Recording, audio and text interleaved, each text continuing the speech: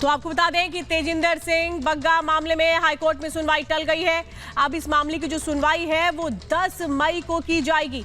10 मई को अब इस मामले में आपको बता दें कोर्ट सुनवाई करेगा। हालांकि हरियाणा पुलिस ने अपनी जो रिपोर्ट है वो सौंपी है आज कोर्ट में, ये कहते हुए कि किस तरीके से उसने किसी भी अधिकारी को डिटेन नहीं किया, ये कहते हुए कि जो दिल्ली पुलिस है उसकी जो कंप्लेन है वो उसको मिली थी कि किडनैप हो चुका है तेजिंदर पाल सिंह बग्गा, इसीलिए पंजाब की पुलिस को रोका गया था। तो अपनी तरफ से जो भी बातें हैं वो आज हरियाणा पुलिस की वो दाखिल की गई हैं। हरियाणा पुलिस ने साफ तौर पे उन आरोपों को सिरे से खारिज किया।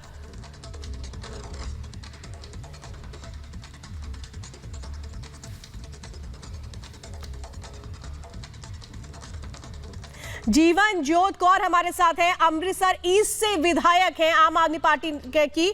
मैं आपसे जानना चाहती हूं मैम सबसे पहले तो कि एक बकायदा एक ट्रांजिट का एक नियम है हमारे देश में कि गिरफ्तारी अगर किसी भी राज्य में आप जाकर कर रहे हैं तो उसकी बकायदा एक प्रक्रिया होती है। आपको लगता है इस प्रक्रिया का पालन किया गया?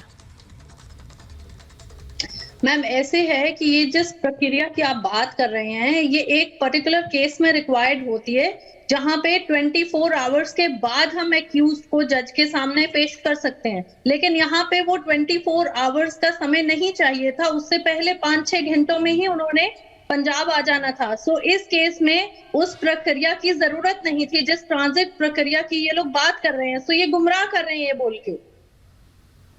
मतलब आप ये कह रही हैं कि हमारे देश में जो कानून है वो इस बात की इजाजत देता है कि किसी भी राज्य की पुलिस किसी भी राज्य में जाए, वहां की पुलिस को कुछ ना बताए और अरेस्ट कर ले।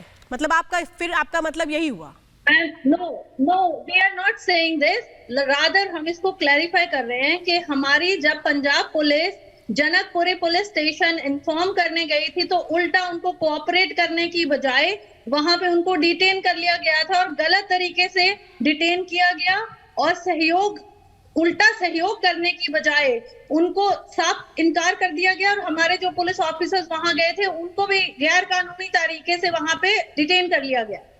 तो फिर ये जो पुलिस अधिकारी हैं जिनको डिटेन किया गया, इनके अलावा वो कौन लोग थे जो लेकर के पंजाब जा रहे थे बग्गा को?